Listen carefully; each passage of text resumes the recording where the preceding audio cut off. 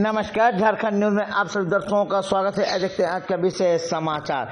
Jharkhand registered pharmacy association का press conference भालूवासा में हुआ संपन्न। इसकी अध्यक्षता कर रहे थे अध्यक्ष पीयूष चटर्जी। उन्होंने कहा, झारखंड राज्य में फार्मेसी प्रैक्टिस रेगुलेशन लागू न होने से पूरी व्यवस्था चरमरा गई। बताया, बाजार में नकली दवाओं का बिक्री जोर से हो रहा है। यहाँ 25% दवा नकली मिल रहा है।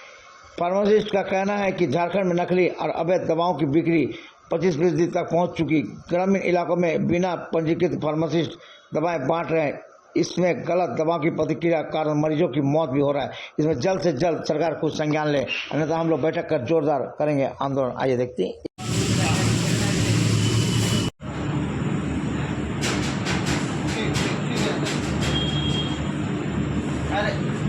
Jharkhand registered pharmacist association Jharkhand के अध्यक्ष हैं। आज हम लोग जो प्रेस कॉन्फ्रेंस कर रहे हैं, इसका मेन कारण है 25 सितंबर को हम लोग का पूरा विश्व में वर्ल्ड फार्मेसी डे मनाया जाता है।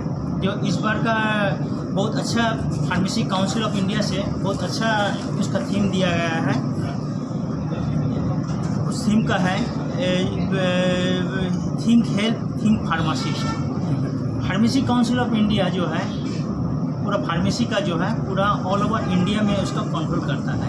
उसका पूरा नियम कानून देखभाल करता है और उसका पूरा जो नियम कुछ गलत चीज़ हो रहा है तो उसका कानूनी कार्रवाई करता है। और उसका जो जिम्मेदारी देता है वो राज्य सरकार को देता है। और हर एक स्टेट में राज्य फार्मेसी काउंसिल गठन होता है जो स्वास्थ्य विभाग का अंडर में होता है। लेकिन हमारे बहुत दुख की बात है जो आज इंडिया में झारखंड ऐसा पोजीशन है जो कुछ दिन पहले प्रेस में भी खबर आया था, जो नकली दवाई का सबसे बड़ा राज्य बना हुआ है। मतलब इसका हो रहा है हमारे औषधि विभाग, राज्य फार्मेसी काउंसिल, स्वास्थ्य विभाग इस पर कोई ध्यान नहीं दे रहा है। तो इससे हो रहा क्या, आम पब्लिक का ज़िंदगी का साथ बहुत बड़ा खिलवाड़ हो रहा है। अब कहीं भी चल जाइए, जमशेदपुर में ही देखिए, गली गली में दुकान में लिखा रहेगा 18% डिस्काउंट। क्या वो सही है? मैक्सिमम दुकान में देखिए कोई जगह फार्मासिस्ट नहीं रहता है। बिना फार्मासिस्ट की उपस्थिति में ही जो दवा सेल हो रहा है। ऐसा क्या हमारे जानकारी में मिला है, बहुत सारे हॉस्पिटल सेक्टर, नर्सिंग होम में फार्मासिस्ट नहीं रहता है, उसका बगैर ही दवाई बेच रहा है। तो इसका जिम्मेदार कौन है? ये बहुत बड़ा सवाल है।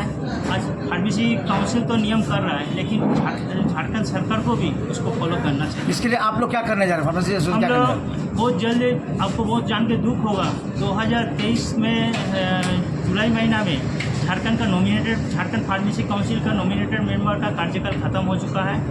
और 2025 का जनवरी में इलेक्टेड मेंबर का कार्यकाल खत्म। पिछले साल मई में 5 मई को झारखंड राज्य फार्मेसी काउंसिल का जो निबंधक थे कौशलेंद्र कुमार, उनका भी देहांत हो चुका है। तो उसका बाद भी ये लोग झारखंड गवर्नमेंट जो है फार्मेसी काउंसिल के ऊपर ध्यान नहीं दे रहा है, ना उसका इलेक्शन का कर रहा है प्रोसेस। अभी हम लोग जो है कोर्ट में मैटर को बात हुआ तो इसमें 18 तारीख को झारखंड का नॉमिनेटेड मेंबर का चयन किया गया। 5 जन नॉमिनेटेड मेंबर का चयन किया गया है।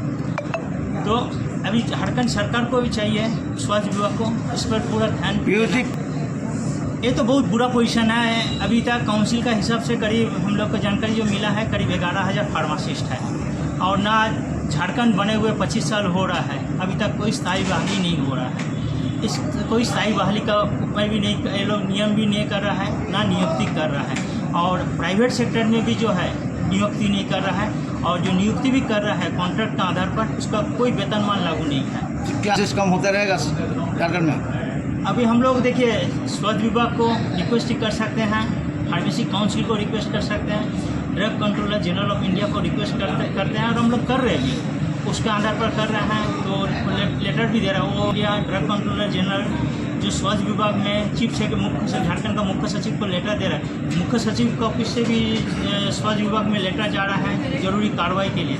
लेकिन क्या दुख की क्या बोले, ऐसी जो स्वास्थ्य विभाग की तरफ से उसका कोई जवाब नहीं आता है। नकली दवाई का भी ये हो रहा है शहर में। नकली दवाई तो सबको जानकारी हो रही है। झारखंड में जो DCGI का जो रिपोर्ट निकला है उसमें झारखंड सबसे टॉप में है। ये बहुत बड़ा दुख की बात है। किसमें मिली हुई है? हम लोग तो डायरेक्ट नहीं बता सकते हैं, लेकिन टोटली हो सकता है नेग्लिजेंसी है। तो आंदोलन भी करेंगे हम लोग। इसके लिए बहुत जल्दी हाई कोर्ट में केस भी दायर कर रहा है। काउंसिल का मैटर में हमारे फाइनल का हो गया। और आफ्टर दुर्गा पूजा हम लोग पीपीआर के लेके फार्मेसी प्रैक्टिस रेगुलेशन 2015 जो 2015 में लागू किया है। पीसीआई 3 बार गैजेट नोटिफिकेशन हो चुका है, लेकिन स्वास्थ्य विभाग इसमें लागू नहीं कर रहा है, झारखंड में लागू नहीं कर रहा है। इस मैटर में भी हो सके तो हम लोग हाई कोर्ट में फाइल करेंगे। इसके लिए हम लोग आने वाले समय में बहुत बड़ा बैठक करेंगे और सभी फार्मासिस्टों से सहयोग का हम लोग निवेदन कर रहे हैं। सर, जैसा कि गिल सर ने कहा कि 2015 में गैजेट नोटिफिकेशन में आ चुका है और 2022 में अमेंडमेंट भी हो चुका है फार्मेसी प्रैक्टिस रेगुलेशन का, लेकिन झारखंड गवर्नमेंट की तरफ से इस पर कोई भी कार्रवाई क्रियान्वयन नहीं किया जा रहा है। इसको एक स्टेप लेना चाहिए, आगे बढ़ना चाहिए गवर्नमेंट को भी, ताकि बाकी 8 राज्यों की तरह जैसे कि केरला हो गया, महाराष्ट्र हो गया, बिहार हो गया, उन राज्यों की तरह झारखंड में भी पीपीआर लागू हो सके और झारखंड का फार्मेसी सिस्टम जो है स्ट्रीमलाइन हो सके।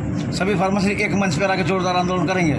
जी सर, हम लोग पूरी तरह से कोशिश कर रहे हैं कि सारे फार्मासिस्ट को एक मंच पे लाया जाए और जोरदार आंदोलन किया जाए, ताकि जो है फार्मेसी सिस्टम जो है वो स्ट्रीमलाइन हो सके झारखंड। अपना परिचय बताएं। जी, मैं Gaurav Kundu, executive member Jharkhand registered pharmacist association.